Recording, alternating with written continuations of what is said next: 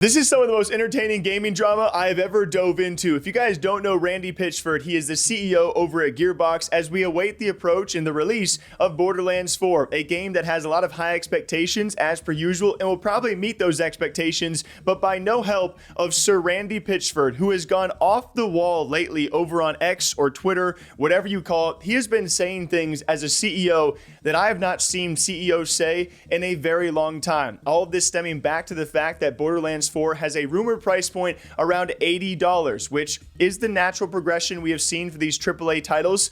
I don't approve of it. I don't like it. I think $70 alone every single year for a game like Call of Duty or these big titles, it does hurt the wallet. And hearing $80, I'm like, oh my goodness. And of course, the rumors of GTA 6 going to be $100. Who knows where these premium title prices are going to end up? And Borderlands 4 apparently will be around $80, something Randy did respond to, and some people criticized the rumors of, and Randy goes, you know what? Well, I'm sorry, but a real fan would find a way to pay. And this got him into some hot water, as he had responded saying, A, it's not my call, and B, if you're a real fan, you'll find a way to make it happen. My local game store had Starflight for Sega Genesis for $80 in 1991 when I was just out of high school working minimum wage in an ice cream parlor in Pismo Beach, and I found a way to make it happen. And this really had a lot of people split. Some people understanding, okay, yeah, I guess if you're a real fan of the series and you see value in the game, which I do think at the end of the day that Borderlands 4 will likely be worth the purchase price.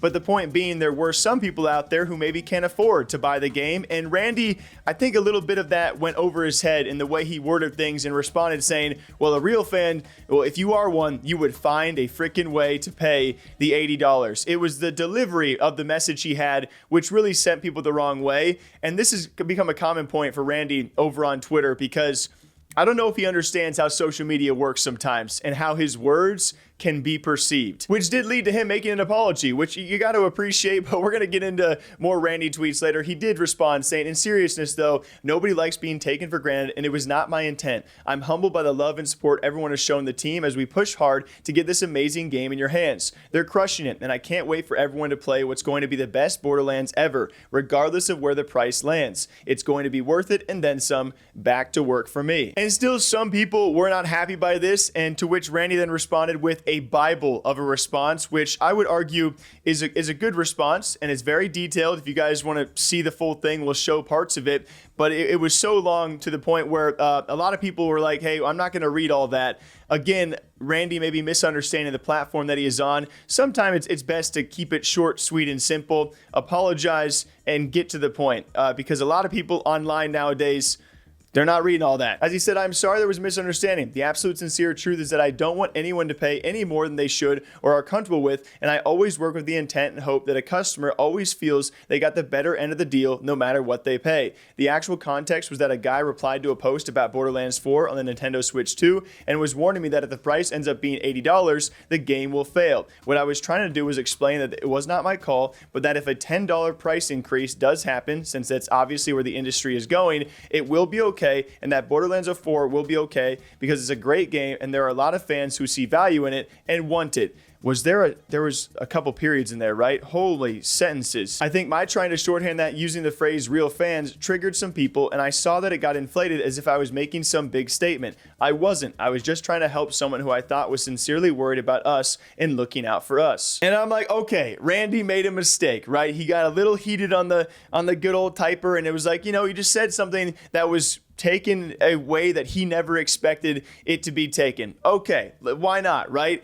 And then a few days went by and Randy was still going at it over on Twitter. If you guys don't know this game, it's made by a few indie devs. I think they're former students out of New York. I've actually talked a little bit to these guys. Great team over there. It's a game called My Copunk, which has an art style that definitely looks a bit like Borderlands. Even when I played the game, it feels a bit like Borderlands. And it's an indie game, right? It's a game that's not even out yet. Will probably be a $20 price point. We'll come back to that in a bit. And so it's a much smaller game than Borderlands, you know, ever was. And Randy decided to go after this little indie game and compare it to taking a hit of meth. I mean, I'm not even sure what provoked all of this. I'm sure there was some fans out there saying, hey, look at this new game. It's not near as expensive as Borderlands 4. And that is what provoked Randy to respond with this. My Copunk is cheaper than a point of meth. probably has fewer side effects too. And I'm like, dude, you are going after an indie game that is not even released yet.